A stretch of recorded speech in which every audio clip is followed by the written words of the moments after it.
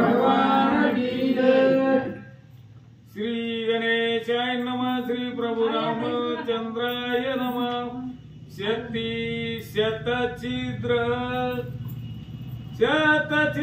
लता जाळी वेष्टीला जटा मौळी खगे ग्रह केली असती निज मोडी त्यात तो वृद्ध तपस्वी विमाळ घालोनी पद्मासन ध्यानस्थाशे झाकोनी नयन ऐशिया ऋषी ते देखोन रथावरुणी उतरले। ग्रंथ करते श्रीधर स्वामी या ठिकाणी सांगताय उत्तर समुद्राला घोडा गेला, घोडा पाण्यामधनं निघून गेला। त्या समुद्रावरती फक्त 5 जणांचे रथ चालत होते। हंसकेत, मयूरध्वज, बब्रुवाहन, प्रद्युम्न आणि अर्जुन अशा प्रकारचे 5 जणांचे रथ त्या पाण्यावरनं जात होते। भगवान श्रीकृष्णानं बाकीचे सगळे तिथे ठेवले आणि 5 जणांचे रथ घेऊन निघाले। जात असताना एका महाराजाला बघितलं आणि तो महाराज असा होता महाराज की त्या एका समुद्राच्या बेटावरती बसलेला होता। एक वडाच्या झाडाखाली ते वडाचं पान डोक्यावरती धरलेलं होतं। सूर्याची किरण लागून, पाऊस लागून, काही नाही म्हणून। आणि अशा प्रकारच्या महाराजाला पाहिल्यावर 5 जण रथाच्या खाली उतरले, जवळ गेले, लोटांगण घातलं म्हणता पाचानी केले दंडवत जय जय जय स्तवित ऐकता नेत्र उघडित पावया तयाते। आणि 5 जण आले महाराज। आल्यानंतर त्या असणाऱ्या महाराजाला लोटांगण घातलं। महाराजाचं नाव होतं बकदालभ्य, लक्षात नाही अवघडे म्हणून सांगायला लागलो।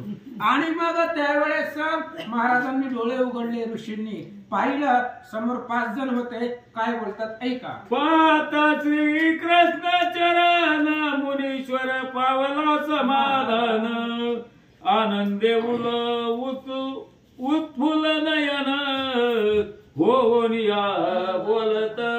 5 जणांना ऋषीने पाहिलं महाराज। ऋषीला समाधान वाटलं आणि त्या ठिकाणी आनंद वाटला। भगवान श्रीकृष्णाचं दर्शन झालं आणि बकदालभ्य ऋषी त्या 5 जणाला काय बोलतात ऐका। अति चंचल 5 जण येते कान्या निला रमण यावरी येते राणे योग्य नव्हे अमुते। आणि ते असणारी 5 जण जे होते ते अत्यंत चंचल होते, भक्तीनं सामर्थ्य होते। आणि 5 जण त्या ठिकाणी आल्यानंतर महाराजांना भेटले।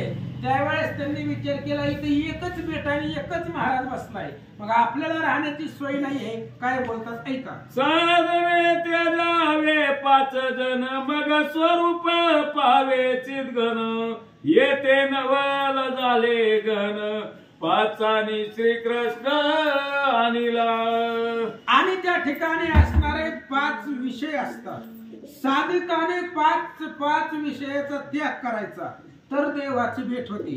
पण इथं उलट झालंय म्हणले 5 कृष्णाला इथं घेऊन आलेले इथं असं महाराज बोलतात। जो त्रिभुवनाचा गोसावी ज्याची गोडी घेती अनुभवी तो प्रत्यक्ष देखील तनुगावी राणे ते अयोग्य। आणि त्यावेळेस जो त्रिभुवनाचा गोसावी आहे महाराज भगवान परमात्मा आहे। त्रिभुवनावरती त्याची सत्ता आहे आणि त्या भगवंताला पाहिलं गेलं त्यामुळे त्या असणाऱ्या साधकाला त्या असणाऱ्या ऋषीला आनंद वाटत होता असं सांगतं। ऐकता मुनी उत्तर विस्मित झाला पंडू कुमार पुन्हा करोनिया नमस्कार काय उत्तर बोलत। त्या ऋषींनी असं सांगितलं होतं की भगवान श्रीकृष्ण आले आणि 5 जण यांना घेऊन आले म्हणून इथं राहणं अयोग्य आहे। आता कृष्णाच्या सोबत राहणं अयोग्य असं म्हटल्यावर अर्जुनाला थोडं आश्चर्य वाटलं। मग अर्जुनानं त्या महाराजाला परत लोटांगण घातलं आणि अर्जुन बकदालभ्य ऋषीला काय बोलतो ऐका। धरिले पत्र कान केले जी मंदिर तुमचे भेद दिया गात्र वृक्षलतावरी झाल्या. आणि त्यावेळेस अर्जुनानं महाराजांना सहज प्रश्न केला, म्हणले महाराज इथं एक झाडाचं पान धरून बसला, बंगला बांधायचा होते की? म्हणले काय अडचण होती, घर बांधायचं होतं सुंदर. अहो तुमच्या डोक्याच्या वर पक्ष्यांनी जाळं केलंय, तरी तुम्ही इथं एकांतामध्ये बसला, सुंदर अशा प्रकारचं घर बांधायचं, त्या घरामध्ये त्या ठिकाणी राहायचं, असं अर्जुन देवाला विचारू लागला. त्यावेळी घरे अनंत केली की खेचे रे, स्त्री पुत्र घेऊन आदरे सुखे क्रीडा करीताती. आणि अर्जुनानं बकत आलं भे ऋषीला विचारलं, म्हणले महाराज तुमच्या डोक्याच्या शेजारी तुमच्या पाठीमागे एक खूप मोठं झाड वाढलंय आणि त्या झाडावरती पशुपक्ष्यांनी घरटी बांधले, बायका लेकरामध्ये पक्षिणीमध्ये पिल्ल्यामध्ये ते आनंद घर करून राहिलेले, तुम्हाला घर करायला काय अडचण होती? असं अर्जुन महाराजांना विचारू लागला. मागे पुढे शरीरी वाल्मिके वाढिली समग्री, त्यातून निगती विखारी ते स्कंदावरी की बैसती. अर्जुनानं महाराजांना सांगितलं, महाराज तुमच्या माग पुढं वारुळाचं ढिगाराचे ढिगारा वारुळ आहे आणि त्या वारुळामधून साप निघते आणि तुमच्या खांद्यावरती बसलेत. बेवकूफ काय तुम्हाला वाटत नाही का? म्हणले त्या सापांचं चावतील की? म्हणले मरून जाचाल. असं अर्जुन महाराजांना बोलू लागला. सर्प फला पसरून स्वेच्छा करीती वायू भक्षण, अंगाशी मृग करीती कडू निरसन, दृढ निष्ठा स्वामीची. आणि त्या असणाऱ्या बकत आल्लबेच्या खांद्यावरती साप होते महाराज, मोठे मोठे होते आणि ते साप वाऱ्याचं भक्षण करत होते आणि अंगावरती हरण होते, मृग होते, मृगी होते, सगळे खिळत होते. आणि असा प्रकारचा निर्धार निष्ठा त्या महाराजांची अर्जुनानं पाहिली. म्हणतात आईचे ऐकता पार्थ वचन, बक धालबे करी हास्य वदन, मग बोलत से वचन ऐक पुत्र पंडूच्या. आणि मग बकत आलं भ्याला अर्जुन अशा पद्धतीने बोलला, महाराज सुंदर घर फिर बांधायचं होतं, त्या घरामध्ये आनंद राहायचं होतं. असं अर्जुनाचं बोलणं ऐकलं तपस्वीनं, बकत आलं बे ऋषीनं. आता महाराज अर्जुनाला काय सांगतात लक्ष ऐक पार्था मम वचन, ग्रहण करावयाचे कारण, स्त्री अवघे अधपतन सदैव जाण क्लेश भोग. आणि मग त्यावेळेस बकत आलं बे महाराजांनी अर्जुनाला सांगितलं, अर्जुना तुला काय करणार आहे? घर मी का केलं नाही, घर का बांधलं नाहीये? तर घर आलं म्हणजे मग लेकरं आली, बायको आली, संसाराला पाठीमागं लागलं, हे आणा ते आणा, हे सगळे उठा ठेवा पाठीमागं लागते. आणि बायको केली म्हणजे विषयाच्या आहारी जावं लागतोय आणि विषयाच्या आहारी गेलं की भगवंताचा विसर पडतो. असं शॉर्टकट मध्ये महाराज सांगू लागले. सोडून या उत्तम साधना धर्माचे करावे संस्थापन, क्लेश मिळवावे धन ते वेचून स्त्री करावी. आणि त्यावेळेस महाराजांनी सांगायला सुरुवात केली की अर्जुना धर्मानं वागायचं सोडून अधर्माचा स्वीकार करायचा आणि शरीरानं काबड कष्ट करून पैसा मिळवायचा आणि त्या मिळालेल्या पैशामधून लग्न करायचं, बायको आणायचे, अशा पद्धतीने बोलू लागली. ती मिळाली कर्कशा, तरी त्याची भोगावी नरक दशा, सांडून जाता देशा, सोलीवर दुःख भोगावी. आणि महाराजांनी सांगितलं लग्न करायला अडचण नाही म्हणले, पण जर बायको जर कर्कशा भेटली, कारण कशी भेटेल काही सांगता येत नाही म्हणली, जर वाईट दुर्बुद्धीची जर बायको भेटली तर भाऊ भावापासून वेगळं होतंय, आई बापापासून वेगळं होतंय, सगळं घराचं तर वाटोळं होतंय. आणि एकदा बायको केलं सोडून जाता येत नाही. आणि जरी सोडून गेलं तरी अफाट दुःख भोगावं लागतंय असं अर्जुनाला महाराज सांगू लागले. जरी स्त्री मिळाली चंडी तरी मी माया बापा ते विखंडी बंधू जनाची आस तोडी कोणी धरा येऊन दी. आणि जर एखादी स्त्री आपल्याला अत्यंत दुर्लभ भेटली, चंडी भेटली, खराब भेटली, वाईट भेटली तर आई बापाचा विगड करते. लग्न झाल्यावर दुसऱ्या दिवशी विचारते तुम्हाला मी पाहिजे का आई बाप पाहिजे. लगेच निर्णय संध्याकाळी दुसरं घर करा म्हणले. हे आपल्याला नकोच म्हणलं यांच्या बरोबर राहिलं लय वैताग देतात म्हातारा म्हातारी. एक तर मी पाहिजे असेल तर माझ्या बरोबर संसार करा, नाहीतर मग तुमचे आई बाप सांभाळा. मग लग्न झाल्यावर दुसऱ्या दिवशी आई बापाला घराच्या बाहेर ही काढते. मग आई बापाचा विगड करणारी ज्यांनी आपल्याला जन्म दिलाय त्याच्या बरोबर ही असणारी ताटातूट करणारी भाऊ भावापासून लांब नेणारी स्त्री असते. म्हणून आम्ही लग्न करत नाही. महाराज सांगतात तथापि करावे पोषण करोनी निचाचे सेवन सोडोनी स्वधर्म आचरण द्रव्यार्जन करावे. आणि मग बायको आली म्हटल्यानंतर ना त्या बायकोचे लाड पुरवायला पैसे लागतात. मग पैसे कुठून आणायचे. ही काय आपण धर्मानं वागतोय पोती पुराण करतोय ही सोडून द्यावं लागतंय. उद्यापासून पुतीला येणं बंद आणि बाहेर जाऊन पैसे कमवावं लागते. आणि ते पैसे कमवून सुद्धा त्याच्यामध्ये सुख आहे का नाहीये. त्या मिळालेल्या पैशामधून सुद्धा ह्या संसारासाठी घर गाडा चालवावा लागतो. याच्यातूनही अपाट दुःख आहे. म्हणून आम्ही लग्न करत नाहोत. महाराज बोलतात तीज निमित्त करावे घर मग तिजला होती कन्या पुत्र तयांचा करा या वया लग्न विचार याचना करावी देशोदेशी. आणि मग महाराजांनी पुढचा विचार केला. म्हणले समजा बाबा लग्न झालं, कशी तरी बायको भेटली, संसार चालू झाला, पण पुन्हा त्या बायकोचे लाड पुरवण्यासाठी कामधंदे करावे लागतात. पुन्हा तिला लेकरं होणार. ती लेकरं मोठी झाली की मग परत त्यांना बायका हुडकायच्या कुठं. त्यांना बायका हुडकण्यासाठी देशोदेशीला जावं लागेल. ती बी कसली भेटली, जर चांगली भेटली तर आम्हाला संध्याकाळचं चहा देईल, नाही भेटली तर आम्हाला दुसऱ्या दिवशी घराबाहेर काढेल. म्हणून आम्हाला लग्नच करायचं ना. महाराज बोलते क्लेशे मेळावे धन ते वेचिता जात असे प्राण तथापि वेचिन केले लग्न मग तिचे गांजणे सोसावे.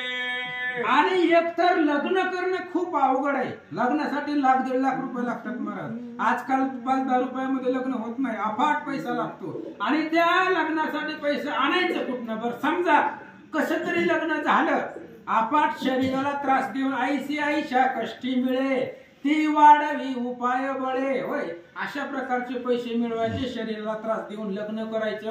बरं लग्न जरी झालं तरी आयुष्यभर त्या बायकोचं जी काही गांज नाही ते ऐकून घ्यावं लागतंय. लग्न झाल्यावर नवऱ्याला बोलायला चान्सच नसतंय महाराज. न स्वसिता नान्य गती तो अवचिता कन्या पुत्र मरती त्याचे क्लेश सुभद्रापती मग काय वानावे. आणि समजा मुलं बाळ झाली पण ती मुलं बाळ त्यांच्या दुर्दैवानं पुढे मेली तर मग लेकरं मेलेल्याचं दुःख आई बापाला किती असतं काय सांगावं अर्जुना तुला. असं महाराज अर्जुनाला बोलतात. त्याचा करू जाता स्वक स्त्री ते मरणाले देख तिचे पोटी धरी दुःख कैसे घर तयासी. आणि मग महाराजांनी सांगितलं लग्न झालं तुमच्या म्हणण्यानुसार आम्ही लग्न केलं, मुलं झाली. मुलं झाल्यावर जर ती मुलं मिली, अल्प आयुष्य निघाली, मिली काही कारणानं तर त्या बायकोला किती दुःख होणार त्या मुलाच्या आईला. मग तिला पोटाला धरून तिची समजावून काढावी लागते. मग हे असलंच करायचं का आम्ही पुती पुराण सोडून. असं महाराज अर्जुनाला बोलतात. अकस्मात भंग झाला घरा म्हणे हाही मोडला पसार करिता शोक बापुळा खरा मरण पावे तातडी. आणि मग अशा प्रकारे त्या ठिकाणी असणारे मुलं बाळ मरण पावणार आहेत, मरणारच आहेत महाराज, कोण इथं जगणार आहे? मेल्यानंतर ना परत रडत बसायचं आणि परत रडत बसून परत ते दुःख भोगावं लागतं. अशा प्रकारे महाराज बोलू लागले. मग तुझे जन्मी जाना तुझी करावी की अंगना अपार मिळवून या धना तिच्या छंदे वर्तावे. मग बकदाले महाराज सांगू लागले, पहिली बायको लेकराच्या आक्रोशाने मिली. मग माणसा एकदा विषयाची आवड लागली, दम निघत नसते महाराज, तिचं धावा उत्तर दुसरं लागलं.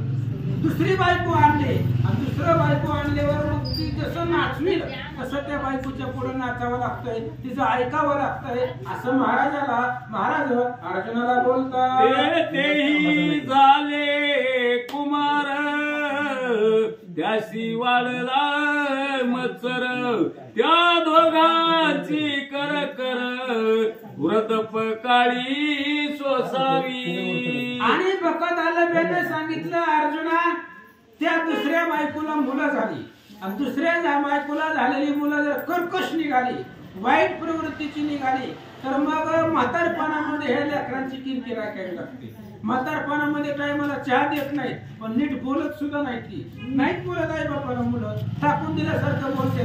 मग काय करायचं असं दुःखाचं जीवन जगून? महाराज सांगू लागले. त्या पोत्राच्या स्त्रिया कर्कशा त्यांनी करावी आपुली दुर्दशा लौकिका माझी हा तमाशा नित्य कल माझा वावा.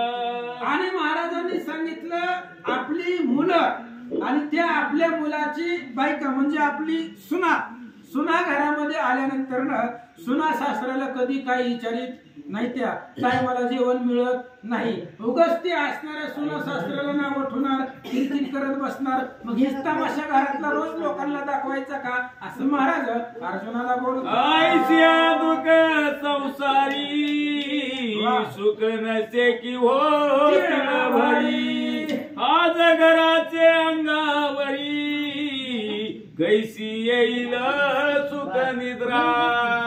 आणि मग त्यावेळेस बकदालबे ऋषीने सांगितलं, अशा प्रकारचा दुःखमूळ संसार आहे. संसार दुःखमूळ चौकडे लिंगळ अशा प्रकारचा संसार आहे. मग त्या संसारामध्ये सुख कुठं आहे? बायको लेकरं सुद्धा त्या ठिकाणी सुख देऊ शकत नाही. मग चांगलं चालत असलेल्याच वाटोळं कशाला करून घ्यायचंय? असं महाराज अर्जुनाला बोलतात. काळ सर्पाचे मुखी हात घालिता कोण सुखी आत्वा दंशिता कोटी वृक्ष की काय प्राणी सुखावेल. आणि अर्जुनाने सांगितलं होतं की तुम्ही घर करा, लग्न करा, संसार करा, पण महाराजांनी सांगितलं, अर्जुना सापाच्या तोंडामध्ये हात घातल्यावर त्या माणसाला सुख मिळेल का? किंवा हजारो विंचू जर त्याला चावले त्याला आनंद होईल का? दुःखच होणार आहे. तेवढं दुःख या संसारामध्ये आहे. आता तुला काय करणार आहे? तुला 4 बायका आहे तेव्हाच उदर न भरे धुरंधर त्या निमित्त हा सर्व व्यवहार ते कैसात्म विचार सार पावया.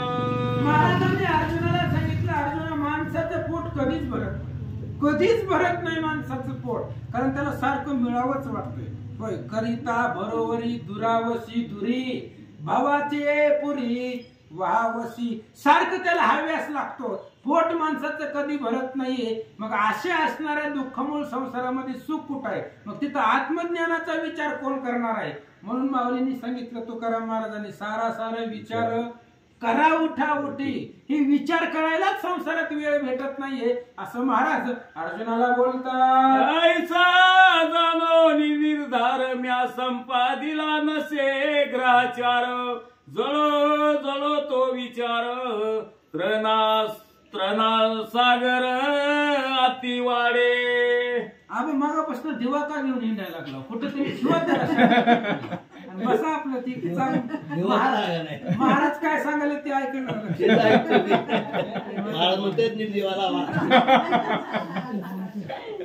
ऐसा जाणोनिया निर्धार म्या संपादिला नसे ग्राचार जळा तो विचार त्रणा सागर अति वाढे. आणि मग त्यावेळेस अर्ध्य असणाऱ्या महाराजांनी अर्जुनाला सांगितलं, अर्जुना एवढं दुःख संसारामध्ये आहे म्हणून आम्ही संसाराचा विचारच केला नाही. जर आम्ही संसाराचा विचार केला असता तर कृष्ण आज माझ्यापाशी आला. कृष्ण आला नाही, आलाय माझ्यापाशी. आम्ही संसारापासून लांब आहे म्हणून आलाय. आणि जे संसारापासून विरक्त आहे देव त्यांच्याकडे सहज जातो महाराज. आणि कृष्ण आलाय म्हणून आम्ही संसारापासून दुरावलोय. संसाराचा नादच आम्हाला नाही. आणि संसार जर केला तर सारा विचार करता येत नाही, देवाचं भजन करायला येत नाही, कधी पोथीला जाता येत नाही. वाचावं.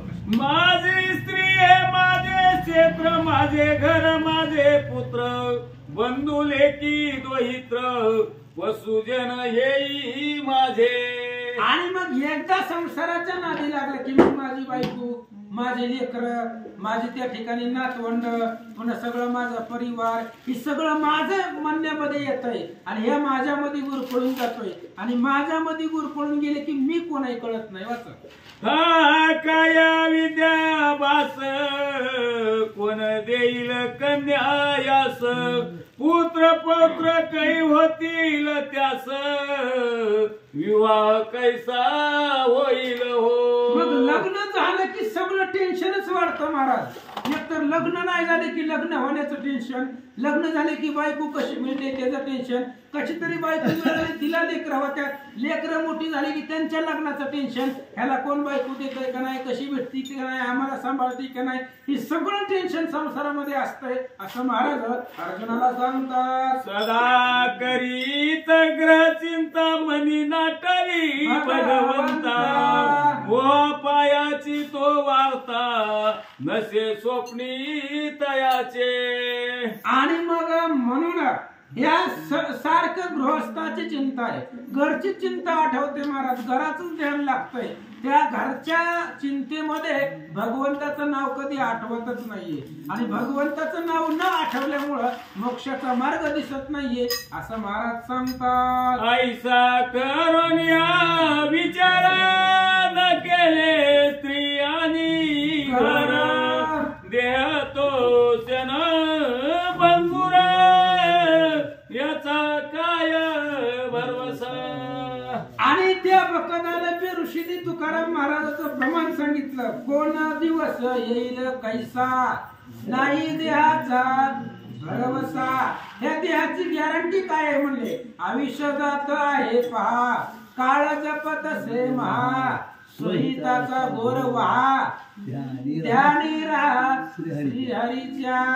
श्रीहरीचं भजन करा म्हणले, कारण आयुष्य चाललंय कळत नाही आपल्याला, कुणाचं बी करा पण करा, हरीचं करा.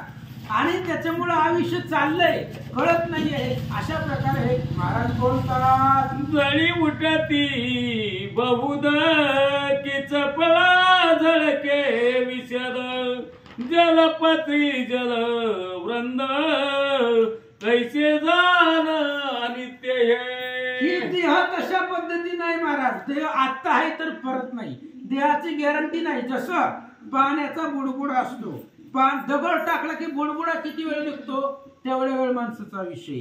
किंवा एका पानावरती पावसाचं थेंब पडताय, ती थेंब पानावरती किती वेळ राहतो तेवढं आयुष्य माणसाचं आहे. किंवा वीज चमकते, चमकलेली वीज माणसाला किती वेळ, 2-3 दिवस दिसते का, किती वेळ दिसते, तेवढं आयुष्य माणसाचं आहे. महाराज सांगतात. ऐकून या मुनी वचन बोले त्यासी अर्जुन, तुम्हास वटपत्र धरून दिवस झाले किती.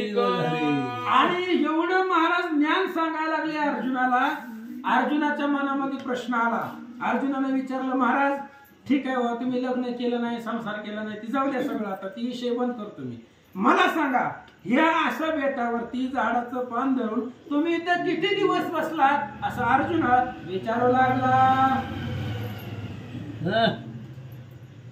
मुनी बोले तेव्हा वचन गेल्या विषयन गणवे जान, परी सांगतो हनुमान त्याची ऐके पंडुपुत्र.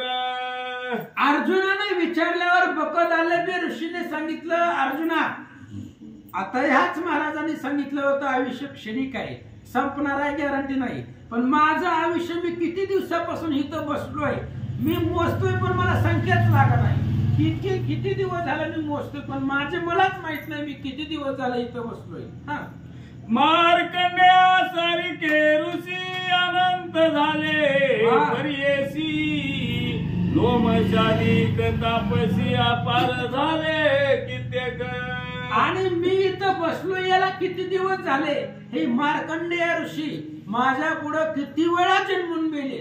लोमश महाराजासारखे ऋषी ज्यांनी तुम्हाला हरिश्चंद्र राजाची कथा सांगितली. लोमश म्हणे राया धर्मा, ऐक हरिश्चंद्राचा महिमा, ज्याच्या पूर्वजाची सीमा ब्रह्मांड मंडपी न समाये, तो लोमश ऋषी. आणि ते लोमश सुद्धा माझ्या पुढे किती वेळा जन्मून मेलाय, अजून मी इथंच बसलोय.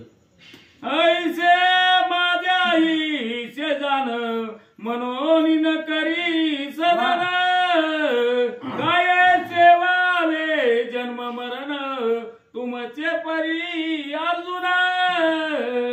महाराजांनी सांगितलं, अर्जुना मी तुमचे सर काय का म्हणले, देवाला घेऊन हिंडायचं म्हणले, सगळी बायका लेकर घरी ठेवले, तुम्हाला एक संसार आहे, तुम्हाला संसारामधलं कळतंय, पण काय करायचंय लग्न करून, आयुष्याची गॅरंटी आहे का. हे मार्कंडेय ऋषी किती वेळा जन्मले मेले, रोमश ऋषी किती वेळा जन्मले मेले, मरणाची काय सांगावं, आता घेऊन मरू शकते, काय गॅरंटी आहे आयुष्याची, असं महाराज अर्जुनाला बोलतात. जेव्हा ब्रह्मयाचा अनंत काळ, तेव्हा जलमय होते चराचर, तेव्हा वटवृक्ष विशाळ, शाखा पल्लवी उपद्वय. आता महाराज सांगू लागले ती इथं किती दिवसापासून बसली. जेव्हा ब्रह्मदेवाचा प्रलय काळ, कारण ब्रह्मदेव सुद्धा जेव्हा 4 युगे सहस्त्र वेळा जाय, तो ब्रह्मयाचा एक दिन होय, असा असणारा ब्रह्मदेव. आणि जेव्हा सृष्टीचा प्रलय निर्माण होतो तेव्हा सगळी पृथ्वी जलमय होते, पृथ्वीवरती सगळं पाणी होतं, आणि त्या पाण्यामधून एक वडाचं झाड बाहेर निघतं. वाचा, त्याचे पत्रावरी बाळक वसे, ते क्षणे रडे आक्रोशे, पादांगुळी मुखी घाली तसे, बाळ लिळे करोनिया.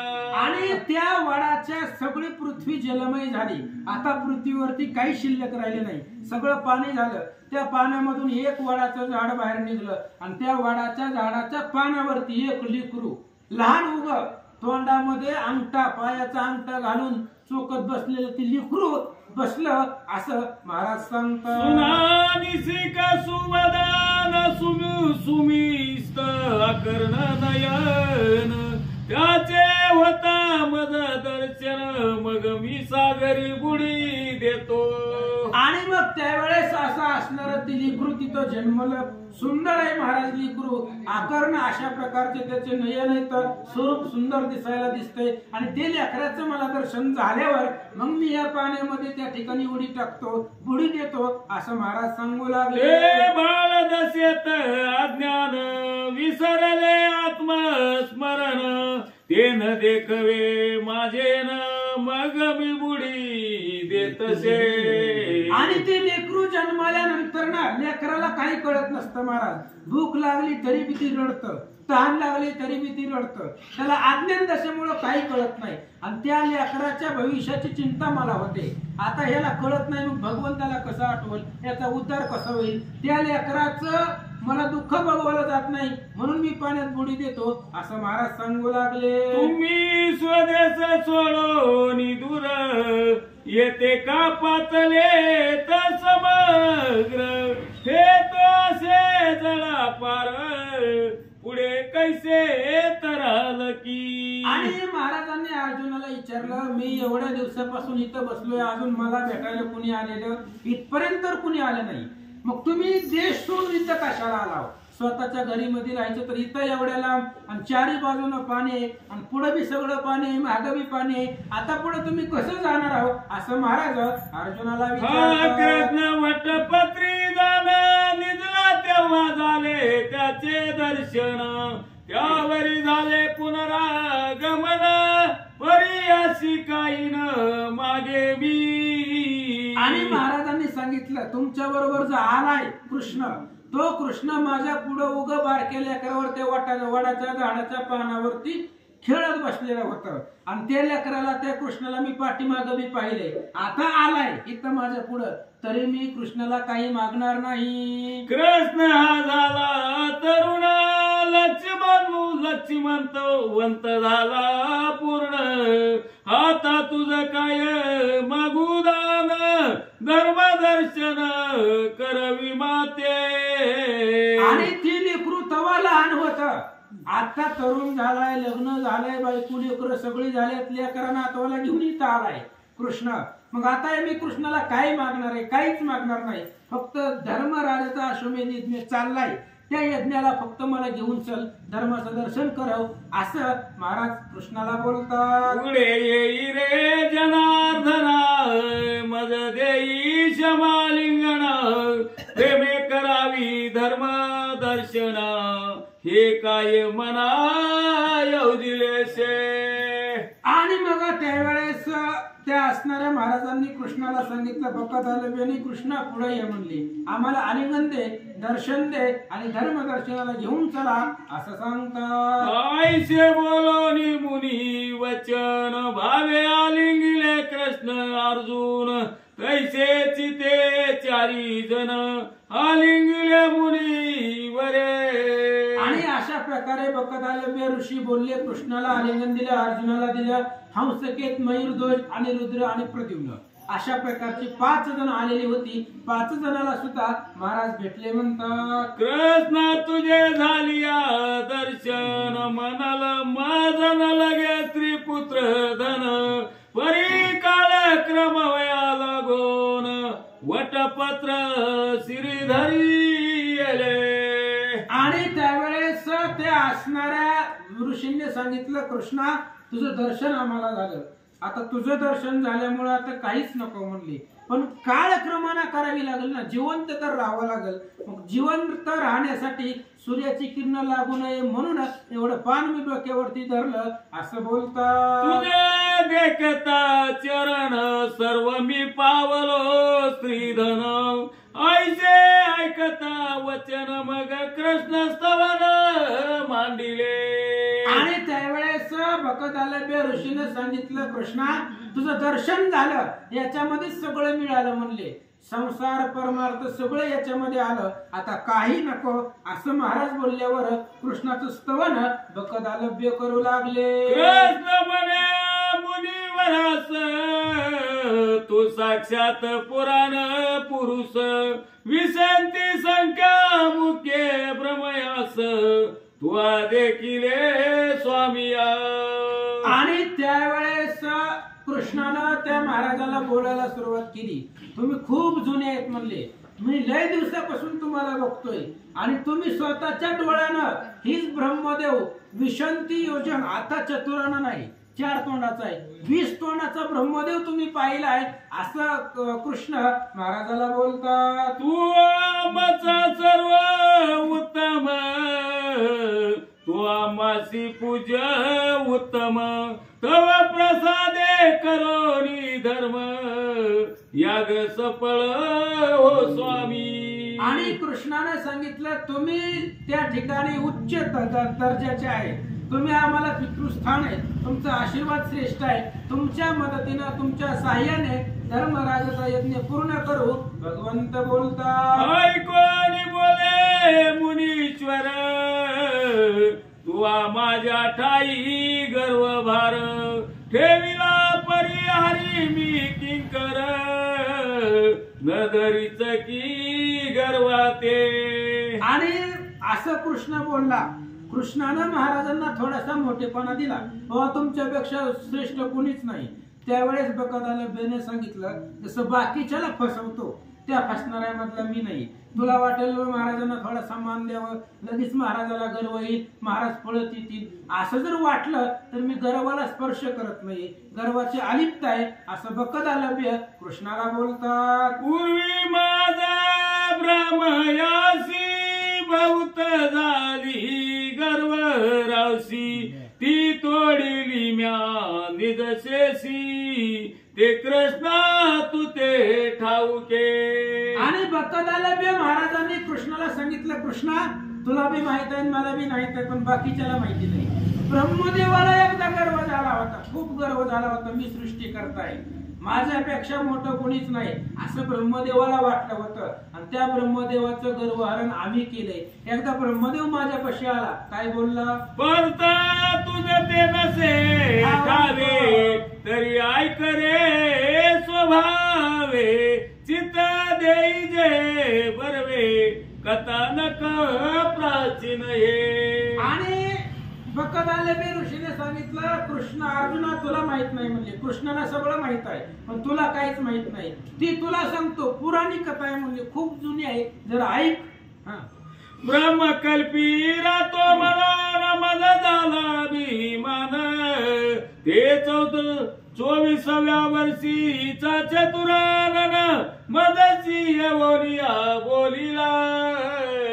आणि ब्रह्मदेवामध्ये राहतोय, ब्रह्मकल्पामध्ये राहतोय, ब्रह्मदेव आहे, सृष्टीचा कार्य करताय, असा अभिमान ब्रह्मदेवाला एकदा झाला होता.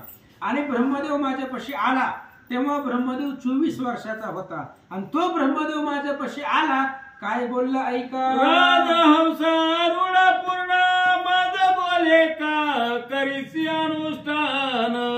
मी ब्रह्मा तुझं झालो प्रसन्न वर माघरे ये काळी. आणि माझं काय म्हणले, मी निवांत आपलं देवाचं भजन करत बसलो होतो ह्याच बेटावर. इथं ब्रह्मदेव हंसावर बसून आला, माझ्यापाशी न बोलवता आला.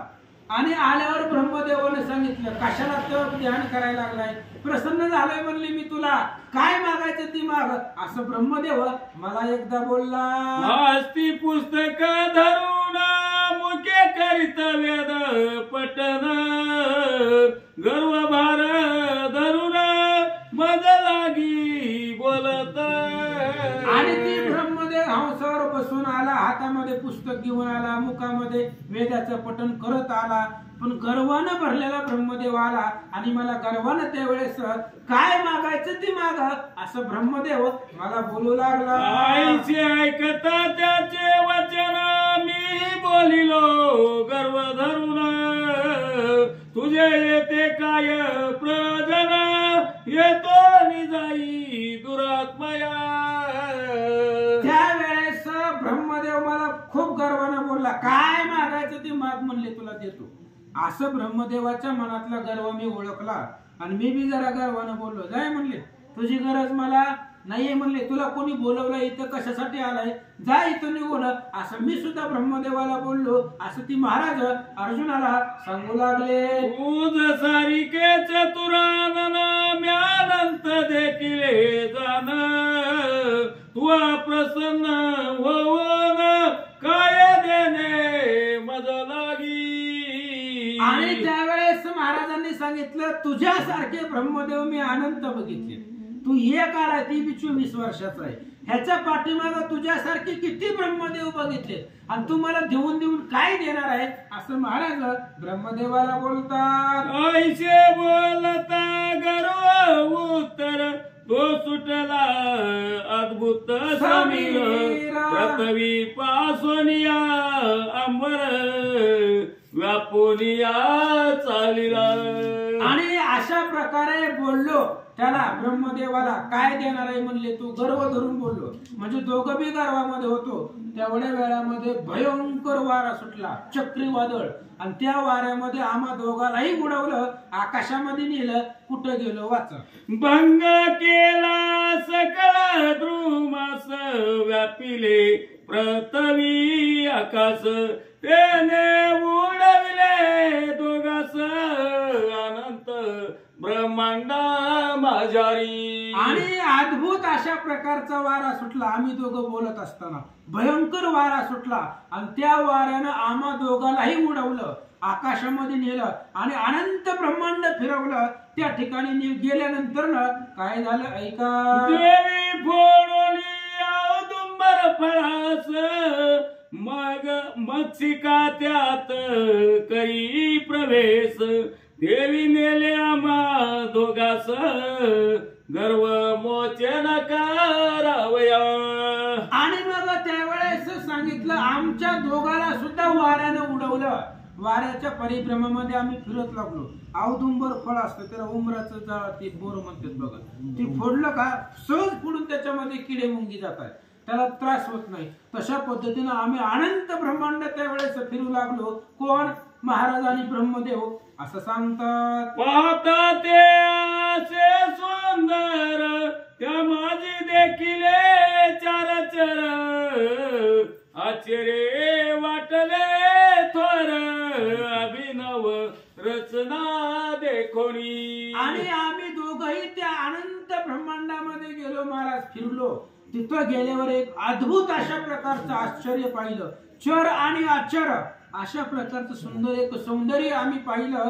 अशा प्रकारे अर्जुनाला तो महाराज सांगू लागला. ते ब्रह्माष्टवदन तो आम्हा पाचारी पूर्ण तुम्ही कोटीला बालक सन काय करावया कारण यावया. आणि आम्ही दोघ जण, मी आणि ब्रह्मदेव, गुरुच्या असणाऱ्या अद्भुत नगरामध्ये गेलो. तिथं गेल्यानंतर ना पाहिलं तर 8 तोंडाचा ब्रह्मदेव होता आणि माझ्या बरोबर 4 तोंडाचा मी घेऊन आलतो.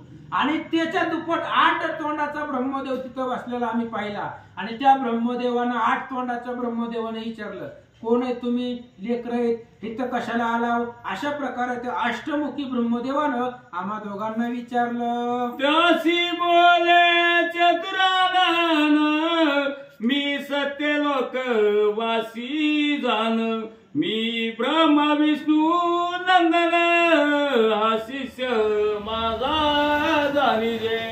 आणि त्या 8 तोंडाच्या ब्रह्मदेवानं आम्हाला विचारलं तुम्ही कोण आहे? तेव्हा मी काय बोललो नाही, पण ही 4 तोंडाचा ब्रह्मदेव सांगू लागला मी ब्रह्मदेव आहे, सत्य लोकामध्ये राहतोय, विष्णूचा मुलगा आहे आणि हे जी महाराज संघ आणलाय ते माझा शिष्य आहे असं सांगतात. याचे बक दालवे अभिदान ऐसा ऐकता अष्टवदन ग्रवाचे लारुड वौन काय वचन बोलिला. आणि 4 तोंडाच्या ब्रह्मदेवाने सांगितले की याचं नाव बकदालव्य आहे. असं ऐकल्यावर 8 तोंडाच्या ब्रह्मदेवाला बी गर्व झाला आणि 4 तोंडाच्या ब्रह्मदेवाला बी होता. 8 तोंडाच्या ब्रह्मदेवाला पण गर्व झाला आणि त्या असणाऱ्या गर्वानं काय बोलू लागलं ऐका. मोठ्या शब्दे करुणी हास काय बोलिला मास मी न जाणे गुरु शिष्यास प्रतिष्ठा बोले न मज पुढे. त्यावेळेस त्या 8 तोंडाच्या ब्रह्मदेवाने सांगितलं, मोठ्या गर्वानं बोलायला सुरुवात केली, तसलं आम्हाला काय माहिती नाही म्हणले. गुरु कोण शिष्य कोण आम्हाला काय कळत नाही म्हणले. आणि त्या गुरु शिष्याची प्रतिष्ठा इथं माझ्या पुढे दाखवू नको असं 8 तोंडाचा ब्रह्मदेव 4 तोंडाच्या ब्रह्मदेवाला बोलू लागला.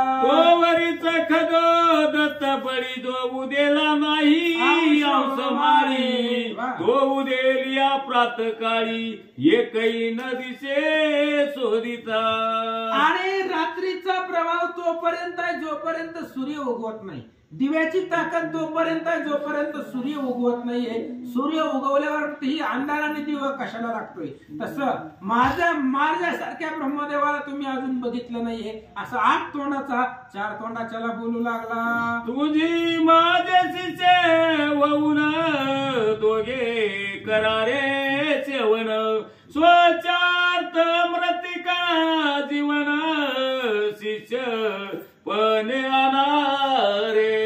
त्यावेळेस त्या असणाऱ्या अष्टवदनाने सांगितलं म्हणले हे बघा गुरु शिष्याची प्रतिमा मला इथं सांगू नका, मी खूप ज्ञानी आहे. तुम्ही काय करा दोघं बी माझे शिष्य व्हा म्हणले. मी तुमचा गुरु होतो आणि माझ्यासाठी जाऊन इथं मृत्तिका घेऊन या असं तो 8 तोंडाचा अष्टवदन त्या दोघांना बोलू लागला. ऐसे बोलता उत्तर पुन्हा सुटला घोर तिघ सहित उडविले सत्वर नभ मंडळा माझ्यारी. मग अशा प्रकारे ते 8 तोंडाचा ब्रह्मदेव बोलत असताना पुन्हा भयंकर वारा सुटला आणि त्या वाऱ्यामध्ये तिघाला उडवलं. कोण कोण तिघ? 4 तोंडाचा चतुरानन, 8 तोंडाचा ब्रह्मदेव आणि बकदाले ऋषी तिघबी वाऱ्यामध्ये उडवलं, परत आकाशामध्ये फिरू लागलो असं सांगतात. ब्रह्मत तिघे जण तिघे पावलो ब्रह्म सदन, ते तिला लोक संपूर्ण हसती देखोनिया माते. आणि आम्ही तिघजण त्या वाऱ्यामध्ये उडवलो, उगा फिरू लागलो आकाशामध्ये, फिरत फिरत फिरत आम्ही परत ब्रह्मलोकामध्ये गेलो. आणि ब्रह्मलोकामध्ये गेल्यावर तिथली जी लोक होती ती 4 तोंडाचं आणि 8 तोंडाच्याला बघून हसू लागली. काय म्हणतात ऐका. तुम्ही क्रमी कोटी कोण हे सांगा रे अभिधान, ऐको अष्टवदन बोलत से तयासी. आणि तिथल्या लोकांना विचारलं, बाबा कोण आहे तुम्ही, नवीन दिसायला कुठल्या गावचं आहे म्हणले, कसं काही ते येणं केलं. त्यावेळेस अष्टमुखी ब्रह्मदेव काय बोलतो ऐका. माझे वीरांचे अभिधान आलो ब्रह्मलोकापासून, ऐसे ऐकता वचन आम्हा दाविती मूर्ख म्हणती. आणि त्यावेळेस त्या अष्टमुखी ब्रह्मदेवानं तिथल्या लोकांना सांगितलं, ब्रह्मलोकातल्या, म्हणले माझं नाव विरंची आहे, मला पितामह म्हणताय, मी ब्रह्मदेव आहे, ब्रह्म सत्य लोकावरून मी आलोय असं म्हटल्यावर सगळी लोक जी होती ब्रह्मलोकातली ती आम्हाला सगळी मूर्ख म्हणू लागली असं महाराज अर्जुनाला सांगतात. आमचा ब्रह्म सोडस वदन, तो ऐकता हे वर्तमान, तुझा वडील ताडन विरंची अभिधान बोलवे. त्या 8 तोंडाच्या ब्रह्मदेवाने सांगितलं माझं नाव विरंची आहे, माझं नाव ब्रह्मदेव आहे. तिथली लोक हसू लागली, काय मी कसं बोलायला लागले, अरे आमचा इथं राहणारा ब्रह्मदेव 16 तोंडाचा आहे आणि त्याचं नाव विरंची आहे, आणि तू जर त्याचं नाव धारण करत बसला तर लोक हाणतील की तुला, असं तो असणारी तिथली लोक त्या 4 तोंडाचे 8 तोंडाचे आणि महाराजाला बोलू लागली. तुझी धरण्या मौन ऐकावे तयाचे वचन, ऐकोनी ऐसे संभाषण भय आम्ही पावलो. आणि तिथल्या लोकांनी आम्हाला सांगितलं, म्हणले हे बघा अशा प्रकारचा ते ब्रह्मदेव आहे तिथं 16 तोंडाचा, तुम्ही तुमच्या मनाचं काय बोलायचं नाही, फक्त मौन धरून बसायचं आणि तो काय सांगेल 16 मुखीचा ब्रह्मदेव त्याच ऐकायचं असं सांगतात.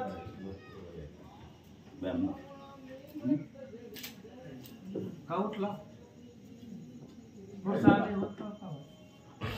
महाराज टाइम झाला 9 वाजले रे बाबा, 9 वाजले. आद्या संपत, आपला आद्या संपत, पुढचा अध्याय घ्यायला टाइम संपत घ्यायचं असतं. त्याचं काय असतंय पुढच्या वर्गात करायचं.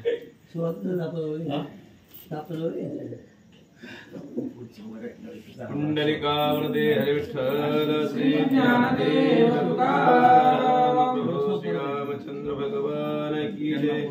टाइम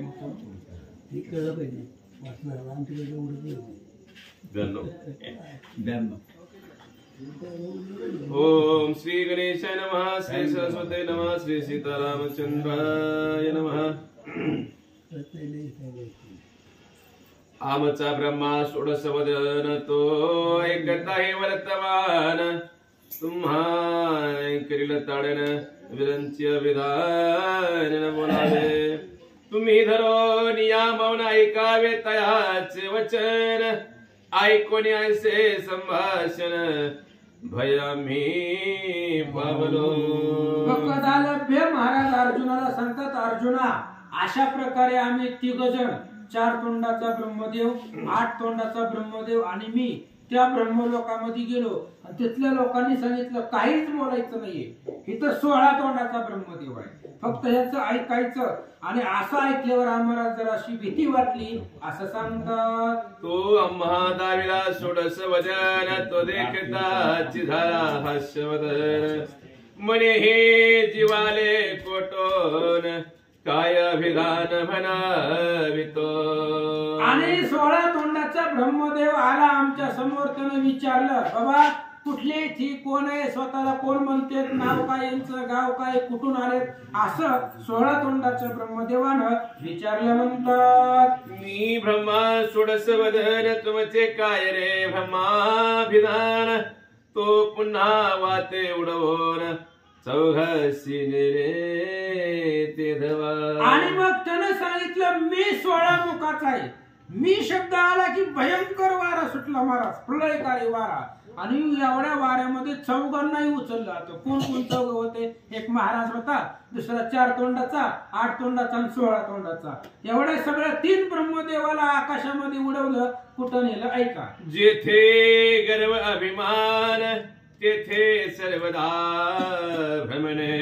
न चुके त्याचे जन्म मरण केलिया जाणारे युक्ती. आणि जिथं मी पण आहे, जिथं गर्व आहे, तिथं सगळं भ्रमण असतं, फिरस्ती असते. आणि ही ब्रह्मदेव सगळे फिरू लागले महाराज.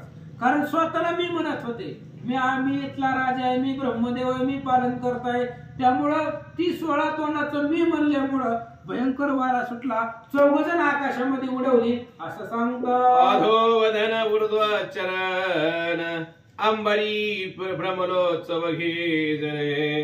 फिरता फिरता अन्य ब्रह्मलोक पावलो.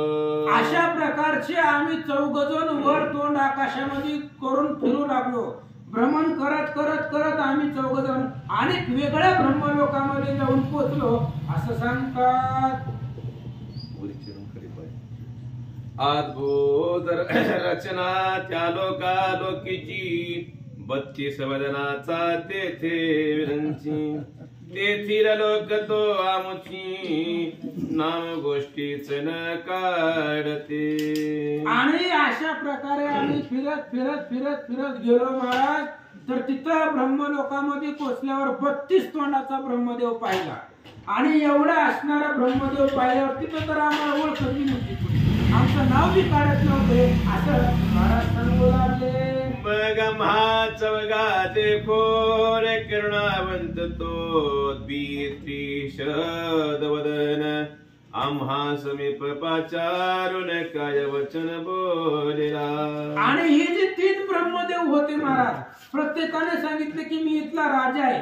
पण ज्यावेळेस 32 देवाचा ब्रह्मदेव पाहिला त्यावेळेस त्या 32 देवाच्या ब्रह्मदेवाला आमची कीव आली. त्यानं आम्हाला जवळ बोलवलं आणि जवळ बोलवून काय सांगतो ऐका. गर्वारूढ बोले उत्तर.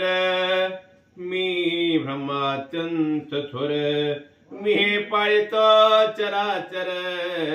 मज होणे दुजासे. आणि त्या 32 तोंडाच्या ब्रह्मदेवाला सुद्धा गर्व झाला महाराज. आणि त्यानंही सांगायला सुरुवात केली की मी इथला कार्यकर्ता आहे म्हणली. ही सगळं नगर आपल्या त्या ठिकाणी आज्ञेमध्ये आहे आणि मी ब्रह्मदेव आहे. अशा प्रकारे तो 32 तोंडाचा बोलू लागला. ऐसे बोलता ते वेळे तो सुटला वारा महाबळी.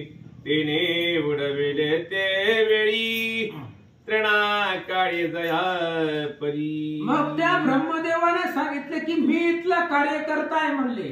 असं म्हणल्यावर परत भयंकर वारा सुटला आणि 5 जण त्या ठिकाणी आकाशामध्ये गवताची काडी वाऱ्यानं उडावी तशा पद्धतीने 5 जण उडून गेले म्हणतात. तिने उडविले 5 जना.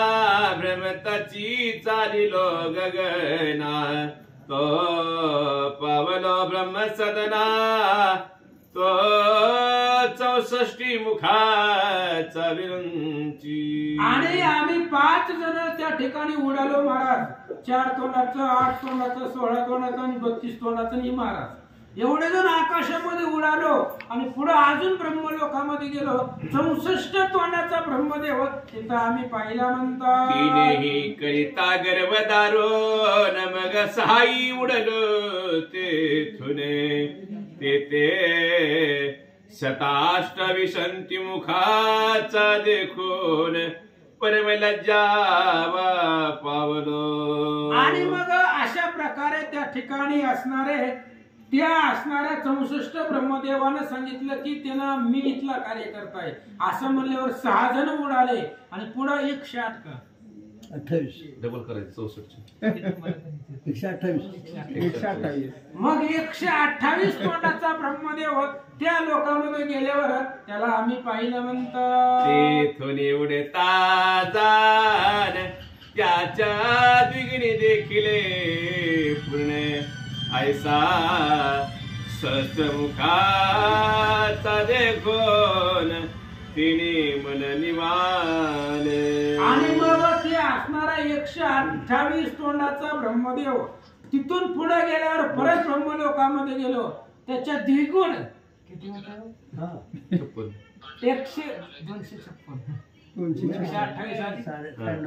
256 तोंडाचा ब्रह्मदेव पाहिला आणि तिथूनही उडालो. 1000 तोंडाचा ब्रह्मदेव आम्ही त्या ब्रह्मलोकामध्ये पाहिला आणि 1000 तोंडाचा ब्रह्मदेव पाहिल्यावर मग आमच्या मनाला शांती मिळाली असं सांगतात. जाते गर्व नाही तिळ प्रमाण आम्हा नेले पाचारुण मंजुळ लीलावचन आम्हा सर्गाला गुणी. आणि मग तिथं 1000 मुखाचा ब्रह्मदेव होता. त्या 1000 मुखाच्या ब्रह्मदेवाला तिळा एवढा सुद्धा गर्व नव्हता आणि आम्ही 4 तोंडाचं होतो तरी आम्हाला गर्व झाला होता मी कार्य करताय म्हणून. आणि त्या 1000 तोंडाच्या ब्रह्मदेवानं आम्हाला विनीततेनं जवळ बोलवलं पाचारण केलं घरामध्ये नेलं. काय बोलतात ऐका. कोठोनी तुमचे आगमन सर्व तुम्ही मज समान तुमचे कृपे करोन येथे असो सुख रूप. ह्या महाराजाची बोलण्याची पद्धत बघा महाराज. 1000 तोंडाचा ब्रह्मदेव त्यानं सांगितलं नाही मी इथला कार्य करताय म्हणून. त्यानं सांगितलं तुमच्या कृपेनं आम्ही इथं राहतोय म्हणून. तुमच्या असणाऱ्या कृपा आशीर्वादानं इथं त्या ठिकाणी आम्ही सुखानं नांदतोय. आता तुम्ही इथं त्या ठिकाणी राहा असं 1000 मुखाचा ब्रह्मदेव यांना बोलू लागला. तिने केली आमची पूजा ऐसा तो सर्वेश्वर महाराजा मग आम्ही प्रार्थिले ओझा स्वस्थानी आम्हा पावावे. आणि त्या 1000 तोंडाच्या ब्रह्मदेवानं आमची पूजा केली पाटावरती बसवलं मान सन्मान दिला. त्यावेळेस आम्हीच विनंती केली म्हणले बास लय फिरलो म्हणले कटाळा आला आकाशामध्ये फिरून फिरून आता आम्हाला आमच्या ठिकाणी स्वस्थानाला पोहोचवावं अशी विनंती ह्या 6 जणांना केली म्हणतात. तो बोले गुणखानी नेत्र झाकार क्षणी तो अकस्मात स्वस्थानी आलो वेगे धनुर्धरा. मग बकडाला बेऋषी अर्जुनाला सांगतात ही पुराणी कथा आहे म्हणले. खूप दिवसापूर्वीची कथा आहे तेव्हा कृष्ण बी जन्माला नव्हते म्हणले तेव्हाची कथा आहे. मग त्या ब्रह्मदेवाला आम्ही पाचारण केलं. त्यांनी सांगितलं डोळं झाका. डोळं झाकलो आणि आम्ही एका क्षणाच्या आतमध्ये आमच्या ठिकाणाला पोहोचलो असं सांगतात. अल्पविद्याल्पधन यासी असे दुर अभिमान ऐसा जो सर्व गुणी संपन्न त्यासी अभिमान पैनाही. अहो ज्याच्याकडं कमी संपदा आहे ज्याच्याकडे कमी ज्ञान आहे कमी संपत्ती ज्यालाच गर्व जास्त असतोय आणि ज्याच्याकडे सर्व असतंय सर्व गुण संपन्न जो असतोय त्याला तिळ मात्र सुद्धा गर्व नाही. याच्यावर बघा 4 तोंडाच्याला गर्व झाला होता 8 तोंडाच्याला झाला होता पण 1000 तोंडाचा जो ब्रह्मदेव होता त्याला तिळावा एवढा सुद्धा गर्व नव्हता. वाचव. अल्प कुंभ मारित भरित उचंबळून होय रिक्त सर्व गुणे जो भरित तो निशब्द निरअभिमानी. उदाहरण देऊन सांगितलं महाराज. गिलास अर्धाच भरायचा अर्धा गिलास लगेचच सांडतोय ह्यान काढतोय आणि फुल भरलेला तांब्या तिळा एवढं सुद्धा त्याचं पाणी सांडत नाही. तसं ही असणारं सर्व गुण संपन्न जे असतात ते निरअभिमानी असतात. त्यांच्या मनामध्ये अभिमान नसतो आणि ज्याला थोडस ज्ञान आलं थोडासा पैसा आला की लगेच तो गर्वानं फुकतो असं सांगतात. म्हणून सोडिला अभिमान अंबोनिधीत केले संधान देखता श्री कृष्ण चरण अंतर्भाय निवालो. म्हणून आम्ही तेव्हापासून गर्वच करायचा सोडून दिला. आमच्या गर्वाचं तिथं हरण झालं म्हणून आम्ही गर्व सोडून दिला आणि इथं बेटावरती येऊन राहिलो आणि कृष्णाचं चरण आता पाहिलं त्यामुळे अंतःकरणाला समाधान वाटलं असं फकत आलं अर्जुनाला सांगतो. ऐसे बोलता ऋषी भूषण तू अवचिताले श्याम किरण सैन्याकडे गेले धावून देखून सर्व आनंदले. अशा प्रकारे बकत आलं ऋषी बोलत असताना निघून गेलेले श्यामकर्ण परत तिथं आले आपापल्या सैन्यामध्ये मिसळले आनंद झाला असं सांगतात. मग दिव्य शिविकानोन त्या माझे वैसविला ऋषी भूषण सर्व ही चालिले तेथून परमानंदे करून अशा प्रकारे दिव्य अशा प्रकारची शिबिका आणली. त्या शिबिकेमध्ये बकदालभ्य महाराजाला बसवलं आणि घोडा रिटर्न फिरला हस्तिनापुराच्या दिशेने निघाला. मुनी म्हणेंद्र पण आता सर्व गर्व न धरावा तत्वता गर्व केली आत्मघाता प्राणी जान पावेल.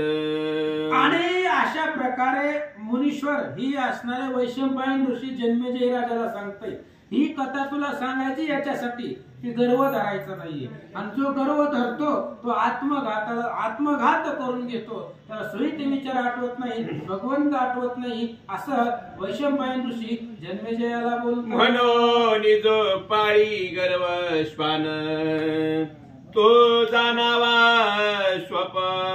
श्वापच्या समान त्यासी न पावे नारायण परम अपवित्र म्हणून वैशंपायन ऋषींनी जन्मेजय राजाला सांगितलं गर्व नावाचा पुत्र आहे आणि त्या गर्व नावाच्या पुत्राला जो पाळतो तो त्या ठिकाणी असणारा त्याचा कधीच त्या ठिकाणी विजय होत नाहीये भगवंतापर्यंत पोहोचत नाही. म्हणून निराभिमानी राहा कुठल्याही प्रकारचा गर्व करू नका.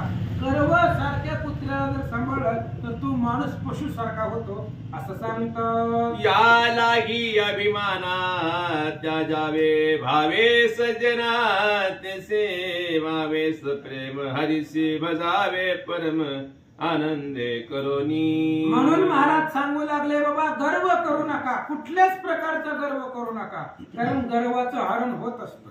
तीळ मात्र एवढा सुद्धा गर्व देवाला सहन होत नाहीये. ही सगळं यज्ञ करायचं कारणच होतं गर्व हरण सर्वांचं करायचं आणि ते भगवंतानी केलं. म्हणून भगवंताचं भजन करा आणि आनंदाने राहा असं महाराज सांगू लागले. आता येथोनी श्याम कर्ण जयद्रता प्राकरील गमन ते पुढले प्रसंगी निरोपण सावधान परिसावे.